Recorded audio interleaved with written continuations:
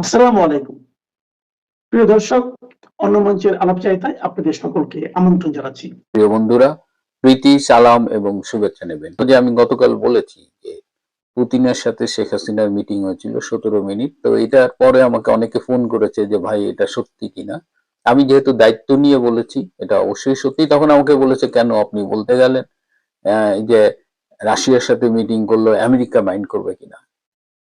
রাশিয়ার president Putin ভারতে আসছে, আমেরিকা কি মাইন্ড করেছে? শেখ হাসিনার সাথে পুতিনের, রাশিয়ার সাথে বাংলাদেশের একটা ঐতিহাসিক সম্পর্ক আছে। সুতরাং আমেরিকা এখানে মাইন্ড করার কি আছে? এই যে পুতিন মোদির সাথে বৈঠক করলো, পুতিন ভারত সফর করলো, ট্রাম্পের কোনো প্রতিক্রিয়া দেখেছেন? একটু পান থেকে চুন খুসলেই তো ট্রাম্প টুইট করেন, এক্স হ্যান্ডেলে, তার ট্রুথ সোশ্যালে তিনি নানান ভাবে টুইট করেন। পুতিনের ভারত সফর নিয়ে ট্রাম্পের কোনো টুইট দেখেছেন, কোনো প্রতিক্রিয়া দেখেছেন? একটা সংবাদ সম্মেলনে সাংবাদিকরা যখন বলেছিলেন, অনেক মানে জোরাজুরি করার পরে তিনি একটি কমেন্ট করেছেন। ডোনাল্ড ট্রাম্প বলেছেন যে মোদিও আমার ফ্রেন্ড, পুতিনও আমার ফ্রেন্ড। পুতিন মোদিকে অনুরোধ করেছে ইউক্রেনের সাথে যে সমস্যা সেটা সমাধানে মিডিয়েট করতে। সুতরাং আজকের পরিবর্তিত বিশ্ব ব্যবস্থায় আমেরিকা এবং রাশিয়ার আরো কাছে আসার একটা সুযোগ হয়েছে, এবং এই দুটো পরাশক্তির মাঝখানে দাঁড়িয়ে উদীয়মান পরাশক্তি ভারতকে এখন আর পরাশক্তি না বললে কোনো উপায় নেই, পৃথিবীর চতুর্থ বৃহত্তম অর্থনীতির দেশ। তো ভারত একটা ব্যালেন্স করছে, ভারত ইউক্রেন যুদ্ধটাকে কি করে বন্ধ করা যায় সেই লক্ষ্যে কাজ করছে। তো এই অবস্থায় শেখ হাসিনা পুতিনের সাথে মিটিং করলে এটা গোপন করারও কিছু নেই। তবে হ্যাঁ, বিভিন্ন কারণে এটা মিডিয়ায় ওভাবে আসেনি এবং যথেষ্ট গোপনীয়তা বজায় রাখা হয়েছে। এমনকি শেখ হাসিনার অফিসের লোকজনও এই মিটিংটার ব্যাপারে জানেন না। এবং শেখ হাসিনা যে পুতিনের সাথে মিটিং করবেন, এর আগে জয়সওয়ালের সাথে 1 ঘন্টা 20 মিনিট শেখ হাসিনার মিটিং হয়েছে এবং সেই মিটিং এ সায়মা ওয়াজেদ পুতুলও উপস্থিত ছিলেন। আবার পুতিনের সাথে মিটিং করার পরে ভারতের প্রতিরক্ষা মন্ত্রী রাজনাথ সিং এর সাথে শেখ হাসিনার 1 ঘন্টার একটা মিটিং হয়েছে। So these are very important development. এই মানে এখন চেষ্টা করা হচ্ছে, আপনারা জানেন যে বাংলাদেশের ব্যাপারে এখন ভারত এবং আমেরিকার অবস্থানটা খুব কাছাকাছি, তারা এক হয়ে কাজ করছেন। বাংলাদেশের কিছু বিষয়ে তারা মানে ঐকমত্যে পৌঁছেছেন, যেটা আমরা এখনো হয়তো ওভাবে জানি না বা প্রকাশ্যে আসেনি।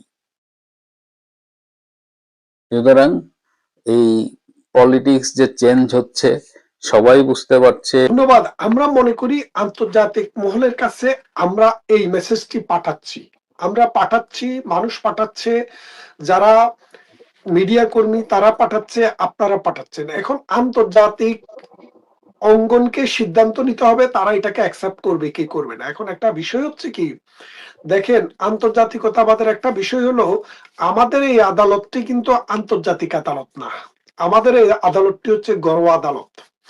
এখন ঘরোয়া আদালতের ব্যাপারে একটা ইস্যু আছে, সেই ইস্যুটা হলো আন্তর্জাতিক ভাবে কোনো একটা সরকার যদি কোনো কিছুকে তার ঘরের ভিতরের বিষয়কে যদি যতক্ষণ পর্যন্ত না অবৈধ ঘোষণা করে, আন্তর্জাতিকভাবে অভ্যন্তরীণ বিষয়ে হস্তক্ষেপ করার কোনো নিয়ম নাই। যদিও আমরা দেখেছি মোরলেরা অতীতে অনেকবার হস্তক্ষেপ করেছে, কিন্তু নর্মাল ট্রেডিশন হচ্ছে আপনার ঘরের ভিতরের কোনো মামলা, কোনো প্রসিকিউশন, কোনো প্রসিডিউর তারা আন্তর্জাতিক মহল এটাকে ডিনাই করা বা অ্যাকসেপ্ট করার কোনো ইস্যু থাকে না।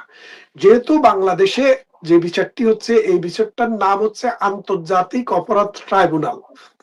অপরাধটি আন্তর্জাতিক, বিচারটি আন্তর্জাতিক না। খেয়াল করে দেখেন, অপরাধটি আন্তর্জাতিক কি, রোম স্ট্যাটিউটে আমাদের কিন্তু রোম স্ট্যাটিউটটা হয়েছে 1998 সালে, কিন্তু আমাদের আইনটি হচ্ছে 1973 সালে। আপনি বলতে পারেন আমাদের আইনটিকে ফলো করেই কিন্তু রোম স্ট্যাটিউটটি হয়েছে, যদিও আমি ঠিক ওইভাবে বলতে চাচ্ছি না, কিন্তু অনেকটা এরকম দাঁড়ায়। কেন দাঁড়ায়? এখানে আমরা ওই আইকম্যান কেস ছিল, আপনি জানেন 1948 সালে এই যখন আইকম্যানের বিচার হয়, তখন আইকম্যানকে ওই ইয়ে থেকে ধরে নিয়ে আসছিল, আর্জেন্টিনা থেকে এনে ইসরায়েলি বিচার করছিল। তো বিচার করার পরে সেখানে কিছু বিষয় বলছিল যে 4টা বিষয়ে, মানে যুদ্ধাপরাধ, গণহত্যা, মানবতা বিরোধী অপরাধ এবং অ্যাগ্রেশন, এই 4টা বিষয় যদি হয় তাহলে এগুলা আন্তর্জাতিক অপরাধ। এই অপরাধগুলোর বিচার আন্তর্জাতিকভাবেও করা যায় এবং ঘরোয়াভাবেও করা যায়। তা আমরা যেটা করছি, আমরা অপরাধটা যেহেতু আন্তর্জাতিক, সেই জন্য বলা হচ্ছে আন্তর্জাতিক অপরাধ ট্রাইব্যুনাল, কিন্তু ট্রাইব্যুনালটি হচ্ছে আমাদের দেশীয়।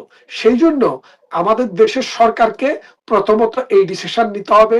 আমাদের সুশীল সমাজ, আমাদের বোদ্ধা, আমাদের যোদ্ধা, আমাদের কবি, আমাদের সাহিত্যিক, আমাদের লেখক, অসাম্প্রদায়িক চেতনার ধারক বাহক, মুক্তিযুদ্ধের যারা ধারক বাহক, তারা এই বিষয়টাকে মানুষের কাছে নিয়ে যেতে হবে এবং মানুষকে এই জিনিসটা খাওয়াতে হবে যে আসলে এই বিচারটি কোনো বিচার না, এটি হচ্ছে 1971 সালের পরাজিত শক্তি 71-এর পরাজয়ের প্রতিশোধ নেওয়ার জন্য একজন মুক্তিযোদ্ধা এবং আরেকজন ওই মুক্তিযুদ্ধের নেতৃত্ব দেওয়া দলের প্রধানকে এই আইনের কাঠগড়ায় দাঁড়িয়ে আমাদের মুক্তিযুদ্ধকেই বিতর্কিত করার একটা ষড়যন্ত্র। এই ষড়যন্ত্র থেকে আমরা বেরিয়ে আসতে চাই।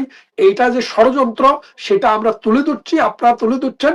আশা করি বিশ্ব জেগে উঠবে, বিশ্বের মানুষ জেগে উঠবে, বাংলাদেশের তরুণ প্রজন্ম বুঝতে পারবে তাদের মাথায় লবণ রেখে এই 1971 সালের ঘাতক দালাল পরাজিত যুদ্ধ অপরাধীরা মানে বড়ই খাচ্ছে। এই বড়ই খাওয়াটা তাদের ততদিনে চলবে যতদিন আমার এই নতুন প্রজন্ম বুঝতে না পারবে। আশা করি আমার এই নতুন প্রজন্মের বোধোদয় হবে। এই তথ্য প্রবাহের যুগে, এই আধুনিক জ্ঞান বিজ্ঞানের যুগে তারা এখন বুঝতে শিখেছে এবং মানুষ এখন বলতে শুরু করেছে এই বাংলাদেশ শেখ হাসিনা ব্যতিরেকে এখন যারা আছে তাদের কেউই তার কাছাকাছিও শাসন করতে পারবে না, কারণ তাদের সেই ক্যাপাসিটি নাই, সেই মিশন নাই, সেই ভিশন নাই, সেই দেশপ্রেম নাই এবং সেই ধরনের আন্তর্জাতিক কানেকশনও নাই। ভারতের সংবাদ মাধ্যম নর্থ ইস্ট নিউজে সম্প্রতি প্রকাশিত প্রখ্যাত সাংবাদিক এনায়েত কবিরের একটি লেখা ও তারপর বাংলাদেশ বিষয়ে অভিজ্ঞ প্রখ্যাত ভারতীয় সাংবাদিক চন্দন নন্দীর বিভিন্ন সাক্ষাৎকারে উঠে আসা একটি খবর ইতিমধ্যে প্রবল আলোড়ন সৃষ্টি করেছে বাংলাদেশের ভেতরে ও বাইরে। তারা বলেছেন ভারত ও আমেরিকার যৌথ উদ্যোগে, খেয়াল করবেন কথাটা, ভারত ও আমেরিকা দুজনে মিলে, দুই রাষ্ট্র মিলে বাংলাদেশ সেনাবাহিনীর সহায়তায় পতন ঘটেছে হাসিনা সরকারের। আর এখানেই প্রশ্ন উঠেছে 24-এর বাংলাদেশের রাজনীতি কি শুধুই রাজপথের আন্দোলন, নাকি এর সুতো বাঁধা রয়েছে ওয়াশিংটন আর সাউথ ব্লকের ড্রয়িং রুমে? গত কয়েক বছরে আমরা দেখেছি এক অভূতপূর্ব ক্ষমতার পালাবদল, শেখ হাসিনার পতন, অন্তর্বর্তীকালীন সরকারের উত্থান এবং সবশেষে বিএনপির ক্ষমতায় ফেরা। অনেকেই একে কেবল ছাত্র জনতার বিপ্লব হিসেবে দেখছেন, কিন্তু এর গভীরে রয়েছে এক জটিল ভূ রাজনৈতিক দাবার ছক। আজ আমরা আলোচনা করব সেই ইনসাইড স্টোরি নিয়ে, কেন দিল্লি আর ওয়াশিংটন হাত মেলালো শেখ হাসিনাকে সরাতে, কেন তারা বিএনপির হাতে ক্ষমতা যাওয়া সত্ত্বেও চুপ করে থাকলো, আর কেনই বা এখন পর্দার আড়ালে তৈরি হচ্ছে এক নতুন রিফর্মড আওয়ামী লীগ। চলুন খোলসা করা যাক সবটুকু। শেখ হাসিনা ও ভারতের সম্পর্ককে একসময় ভাবা হতো রক্তের সম্পর্ক, মানে একসময় রক্তের সম্পর্ক ছিল, কিন্তু গত কয়েক বছরে এই সম্পর্কে চিড় ধরিয়েছিল ড্রাগনের ছায়া, চীনের ছায়া। শেখ হাসিনা ভেবেছেন এবং তিনি জানতেন শুধু ভারতকে দিয়ে হবে না, তাই তিনি চীনকেও হাত বাড়িয়ে স্বাগত জানিয়েছিলেন। শেখ হাসিনা সরকারের 15 বছরের মেয়াদে 2009 থেকে 2024 বাংলাদেশের সঙ্গে চীনের সম্পর্ক একটি নতুন উচ্চতায় পৌঁছয়। যদিও তিনি প্রকাশ্যে ভারত ও চীনের মধ্যে একটি ভারসাম্য বজায় রাখার কথা বলতেন, কিন্তু পরিসংখ্যান ও বাস্তব প্রকল্পের দিকে তাকালে দেখা যায় যে আর্থিক, সামরিক, বাণিজ্যিক, কূটনৈতিক সব ক্ষেত্রে, অবকাঠামো তৈরি সব ক্ষেত্রে চীন ভারতের চেয়ে অনেক বেশি গভীরে প্রবেশ করেছে বাংলাদেশে। এই গভীর সম্পর্কের প্রধান দিকগুলো একটু দু কথায় বলে নিই। প্রথমে বলি সামরিক সম্পর্ক। সামরিক দিক থেকে বাংলাদেশ প্রায় পুরোপুরি চীনের উপর নির্ভরশীল। Stockholm international piece research institute SIPRI তাদের তথ্য অনুযায়ী 2010 থেকে 2020 সাল এর মধ্যে বাংলাদেশের মোট সামরিক সরঞ্জামের 73.6% মানে প্রায় 3/4 সেই সরবরাহ করেছে চীন। বাকিটা করেছে আমেরিকা, কিছু অন্যান্য দেশ। আর ভারতের কাছ থেকে বাংলাদেশের সামরিক কেনাকাটা ছিল একেবারে নগণ্য, উল্লেখ করার মতো নয়। 2013 সালে শেখ হাসিনা সরকার চীন থেকে $203 মিলিয়ন দুটি রিফারবিশড মিং ক্লাস সাবমেরিন, পুরনো সাবমেরিনকে নতুন করে তার করা হয়েছে। তাদের নাম বিএনএস নবযাত্রা এবং বিএনএস জয়যাত্রা। এই কেনার চুক্তি করেন।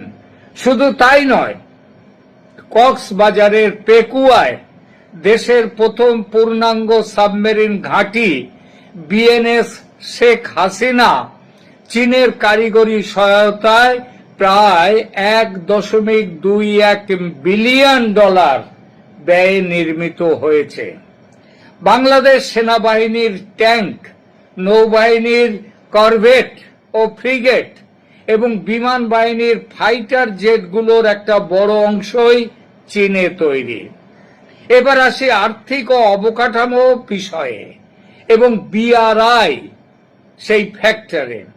2016 সালে চীনের প্রেসিডেন্ট শি জিনপিং এর বাংলাদেশ সফরের পর দুই দেশ কৌশলগত অংশীদারিত্ব চুক্তি সই করে।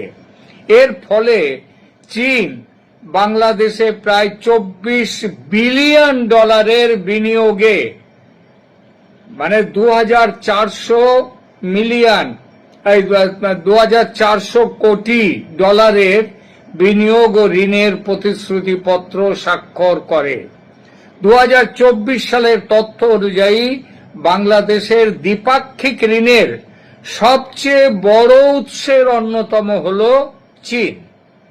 আর বড় প্রকল্পগুলো চীনের সহায়তায় তৈরি, যে পদ্মা বহুমুখী সেতুর যে রেল সংযোগ প্রকল্প প্রায় 39,000 কোটি টাকা, কর্ণফুলী টানেল যেটাকে বলা হয় বঙ্গবন্ধু টানেল, পায়রা গভীর সমুদ্র বন্দর এবং একাধিক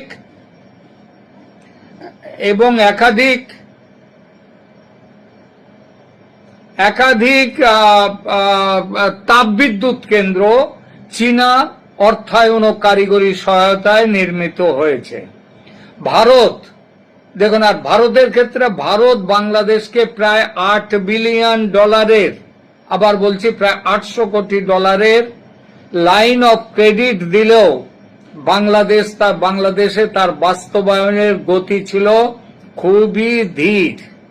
চীনের প্রকল্পগুলো দ্রুত দৃশ্যমান হওয়ায় আর্থিক নির্ভরতা বেজিং এর দিকে বেশি ঝুঁকে পড়ে বাংলাদেশের। এটা বাংলাদেশ ইচ্ছাকৃতভাবে করছে বলে বিশ্বাস করে ভারত। সম্ভবত দেশের মধ্যে হাসিনা সরকার দেখাতে চাইছিল যে তারা ভারতের চেয়ে চীনের বেশি কাছাকাছি। তার উদ্দেশ্য ছিল যে দেশের মধ্যে যে ভারত বিরোধিতা, একটা ভারত বিরোধী সেন্টিমেন্ট আছে দেশের লোকের মধ্যে, সেই সেন্টিমেন্টটা চলে যাবে, যেটা হাসিনার বিরুদ্ধেও চলে গিয়েছিল, সেটা চলে যাবে, যদিও তার কোনো এফেক্ট হয়নি। এটা অনেকটা সেই শেখ হাসিনার মৌলবাদী শক্তিদের কাছে টেনে এনে তাদের সংযত করে রাখার চেষ্টার মতো ব্যাপার। বাস্তবে হাসিনার আমলে মৌলবাদী শক্তি দুর্বল না হয়ে বহু গুণ শক্তিশালী হয়েছে। এবার আসুন বাণিজ্যিক সম্পর্কে। বাণিজ্যিক ক্ষেত্রে চীন বাংলাদেশের ১ নম্বর ব্যবসায়িক অংশীদার। ২০২৩ সালের তথ্য অনুযায়ী বাংলাদেশের মোট আমদানির প্রায় ৩০% আসে চীন থেকে, যেখানে ভারত থেকে আসে তার ১/৩। কাঁচামাল ও শিল্প, এখানেও একই দৃশ্য। বাংলাদেশের তৈরি পোশাক খাতে রেডিমেড গার্মেন্টস, তার প্রয়োজনীয় কাপড় ও কাঁচামালের প্রায় সিংহভাগ আসে চীন থেকে। ফলে বাংলাদেশের শিল্প খাত সচল রাখতে চীনের বিকল্প নেই, চীন দখল করে ফেলেছিল। কিন্তু ভারতের এবং আমেরিকার সবচেয়ে বড় মাথা ব্যথার কারণ চীনের সঙ্গে কূটনৈতিক সংযোগ ও তিস্তা প্রকল্প। শেখ হাসিনা কৌশলে ভারতকে চাপে রাখতে একসাথে চীনের সাথে কূটনৈতিক ঘনিষ্ঠতা বাড়িয়ে দেন। আর এই পথে বড় পদক্ষেপ ছিল তিস্তা মহাপরিকল্পনা। ভারত দীর্ঘদিন ধরে তিস্তা চুক্তি না করায় বাংলাদেশ এটা করতে গিয়েছিল। এই না করার কারণটা হলো পশ্চিমবঙ্গের মুখ্যমন্ত্রী মমতা ব্যানার্জি সরকার ছিলেন তিস্তা প্রকল্পের সবচেয়ে বড় বিরোধী। এটা বাংলাদেশের মানুষ মনে রাখেন না, মনে রাখলে মমতা বন্দ্যোপাধ্যায়কে তারা এত সমর্থন করতেন না।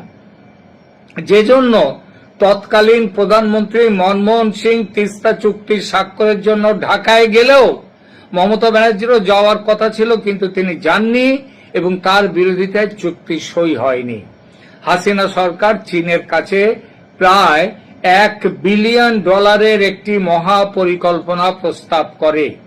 এটি ভারতের জন্য বড় ধরনের নিরাপত্তা উদ্বেগের কারণ হয়ে দাঁড়ায়, কারণ তিস্তা অববাহিকা ভারতের শিলিগুড়ি করিডর বা চিকেন স্নেকের খুব কাছে। তিস্তা মহাপ্রকল্প কেন গুরুত্বপূর্ণ? ভারতের সাথে শেখ হাসিনার সম্পর্ক মূলত রাজনৈতিক ও নিরাপত্তা কেন্দ্রিক, যেমন বিচ্ছিন্নতাবাদ দমন বা ক্ষমতার ধারাবাহিকতা। কিন্তু দেশের ভৌত অবকাঠামো, সামরিক সক্ষমতা, শিল্প বাণিজ্য সম্পূর্ণভাবে চীনের উপর নির্ভরশীল হয়ে পড়ে। এই গভীর সম্পর্কের কারণেই শেষ দিকে ভারত ও আমেরিকা উভয়ই হাসিনার উপর থেকে তাদের নিঃশর্ত সমর্থন সরিয়ে নিতে শুরু করে। দিল্লি বুঝতে পারে হাসিনাকে সমর্থন দিয়ে তারা আসলে বাংলাদেশের বাজার, বাংলাদেশের বন্দর সব চীনের হাতে তুলে দিচ্ছে। ঠিক একই সময়ে ওয়াশিংটনও দেখল যে প্রশান্ত মহাসাগরীয় অঞ্চলে তাদের যে ইন্দো প্যাসিফিক স্ট্র্যাটেজি, সেখানে হাসিনা সরকার চীনের অতি ঘনিষ্ঠ হয়ে পড়ছে। শত্রু যখন এক, তখন দিল্লি আর ওয়াশিংটন এক টেবিলে বসতে বাধ্য হলো। ফলে তৈরি হলো সেনাবাহিনীর মাস্টার স্ট্রোক ও 5 আগস্টের নীল নকশা পুরো আঁকা হয়ে গেল। এই খেলায় মাঠ পর্যায়ে সবচেয়ে গুরুত্বপূর্ণ ঘুঁটি ছিল বাংলাদেশ সেনাবাহিনী। চন্দন নন্দী বা এনায়েত কবিরের মতো বিশ্লেষকরা যা দাবি করছেন তা শিহরণ জাগানো। 5 আগস্টের পতন কোনো আকস্মিক ঘটনা ছিল না, এটা ছিল একটি সুপরিকল্পিত এক্সিট রুট। সেনাবাহিনী বুঝতে পেরেছিল হাসিনার নৌকা ডুবছে, রাষ্ট্রপুঞ্জের শান্তিরক্ষা মিশন থেকে বাদ পড়ার ভয় আর মার্কিন স্যাংশনের খাঁড়া ঝুলেছিল তাদের মাথার উপর। ফলে 4 আগস্ট রাতেই সিদ্ধান্ত হয়ে গিয়েছিল আর্মি আর গুলি চালাবে না, হাসিনাকে দেয়া হলো সেফ প্যাসেজ। ভারতও এই প্রক্রিয়ায় সায় দিয়েছিল, কারণ তারা জানতো হাসিনাকে জোর করে ক্ষমতায় টিকিয়ে রাখলে বাংলাদেশে ভারত বিদ্বেষ চরমতর আকার ধারণ করবে এবং ফলত চীনের প্রভাব বাড়বে। সেই কারণেই ভারত 5 আগস্টের ঘটনায় সে সময় বড় কোনো ব্যবস্থা নেয়নি। আর সেই কারণেই ভারত ও আমেরিকা এই দুই শক্তি 5 আগস্টের আগে ইনক্লুসিভ ইলেকশন বা অংশগ্রহণমূলক নির্বাচনের জন্য হাসিনাকে কোনো চাপ দেয়নি, কারণ লক্ষ্য তখন একটাই, চীনকে দমন করতে হাসিনাকে সরাতে হবে। 5 আগস্ট 2024 হাসিনা বিদায় নিলেন, কিন্তু তৎক্ষণাৎ বিএনপিকে ক্ষমতায় আনা সম্ভব ছিল না। প্রয়োজন ছিল একটি বাফার জোন বা স্টপ গ্যাপ ব্যবস্থার। অন্তর্বর্তী সরকার ডক্টর মোহাম্মদ ইউনূস ছিলেন ওয়াশিংটনের সবচেয়ে বিশ্বস্ত বাজি। ভারতও তাকে মেনে নিল এই আশায় যে তিনি পরিস্থিতি শান্ত করবেন। নোবেল লরিয়েট, শান্তির নোবেল পেয়েছিলেন। কিন্তু 1.5 বছরের এই অন্তর্বর্তীকালীন শাসনে দেখা গেল এক অন্য সমীকরণ। ইউনূস সরকার যখন পাকিস্তান বা চীনের দিকে বেশি ঝুঁকে পড়তে শুরু করলো, তখন দিল্লি ও ওয়াশিংটন তাদের পরিকল্পনা বদলে ফেলল। বাংলাদেশের অস্থিতিশীলতা ভারতের 7 সিস্টার্সের জন্য বড় হুমকি হয়ে দাঁড়ালো। ফলে ইউনূস সরকারের পতন ছিল কেবল সময়ের অপেক্ষা। বিএনপি ক্ষমতায় এলো। আশ্চর্যের বিষয় হলো, বিএনপি ক্ষমতায় এসে যখন আইনি লড়াইয়ে আওয়ামী লীগকে নিষিদ্ধ করল, ভারত কিন্তু কোনো শক্ত প্রতিবাদ জানালো না। কেন এই রহস্যময় নীরবতা? কারণ ভারত তখন তৈরি করছিল তাদের প্ল্যান বি। কি সেই প্ল্যান বি? সেটা হচ্ছে নবপর্যায়ের আওয়ামী লীগকে দেশে ফিরিয়ে আনা। এখনকার সবচেয়ে বড় খবর হলো, দিল্লি আর ওয়াশিংটন বুঝতে পেরেছে বাংলাদেশে জামাতি ইসলামী এবং তার মৌলবাদী বন্ধুদের প্রভাব রুখতে হলে কেবল বিএনপি যথেষ্ট নয়। বিএনপি যদি চরমপন্থীদের দিকে ঝুঁকে পড়ে তবে বিপদ বাড়বে। তাই তারা চাইছে বাংলাদেশে একটি লিবারেল বা উদারপন্থী ভারসাম্য ফিরিয়ে আনতে। আর এখানেই জন্ম নিচ্ছে নবপর্যায়ের আওয়ামী লীগ। শেখ হাসিনার বদলে অন্য কোনো গ্রহণযোগ্য নেতৃত্বকে সামনে নিয়ে আসা, যারা ভারতের বন্ধু হবে, আমেরিকার সাথে বন্ধু হবে, আমেরিকার সাথে সম্পর্ক থাকবে, কিন্তু চীনের দাসে পরিণত হবে না। একটি রাজনৈতিক পরিসর তৈরি করা যেখানে বিএনপি আর এই নতুন আওয়ামী লীগ প্রতিদ্বন্দ্বিতা করবে আর উগ্রবাদী শক্তিগুলো মাঠের বাইরে চলে যাবে। সূত্রের খবর অনুযায়ী ভারত এখন এই রিফর্মড আওয়ামী লীগকে ময়দানে নামানোর জন্য আন্তর্জাতিক মঞ্চে লবিং করছে। প্রাক্তন স্পিকার শিরিন শারমিনকে দিয়ে একটা চেষ্টা হলো কয়েকদিন আগে, এবং এর আগেও হয়েছে, কিন্তু সে চেষ্টা ফেল করেছে। দলের নেতৃত্ব দেওয়ার ক্ষমতা শিরিন শারমিনের নেই। ফলে নাম উঠছে এখন হাসিনা পুত্র জয়ের। যেমন ভাবে খালেদা জিয়ার পুত্র তারেক রহমান এসছেন, তেমন ভাবে হাসিনার পুত্র জয় আসবেন। তিনি শিগগির ভারতের নেতৃত্বের সঙ্গে কথা বলতে দিল্লি আসছেন। এতে পশ্চিমী শক্তিগুলোরও সায় আছে, কারণ তারা বাংলাদেশে আর কোনো নতুন আফগানিস্তান বা শ্রীলঙ্কা দেখতে চায় না। পরিশেষে বলা যায়, বাংলাদেশের রাজনীতি আসলে এক বহুপাক্ষিক দাবার বোর্ড, যেখানে দেশীয় আবেগ আছে ঠিকই, কিন্তু নিয়ন্ত্রণের চাবিকাঠি অন্য কারোর হাতে। শেখ হাসিনার পতন যেমন অনিবার্য ছিল, তার নিজস্ব ভুল এবং ভূ রাজনৈতিক সমীকরণের কারণে, তেমনি বিএনপির ক্ষমতায় আসাও এক বৃহত্তর পরিকল্পনার অংশ। প্রশ্ন উঠতেই পারে, এই পরিকল্পনাও যদি সফল না হয়? প্রশ্নটা উঠে গেছে এই কারণে যে বিএনপি নেতা ও মন্ত্রী ফখরুল ইসলাম আলমগীরের নেতৃত্বে এক বড়সড় প্রতিনিধি দল এই মুহূর্তে চীন সফরে। চীনের সঙ্গে বেশি ঘনিষ্ঠতা তাহলে কি তারেক রহমান সরকারেরও পতন ডেকে আনতে পারে? দ্বিতীয় আরেকটি প্রশ্ন ওঠে, ভারত ও আমেরিকায় যদি শেখ হাসিনা সরকারের পতন ঘটিয়ে থাকে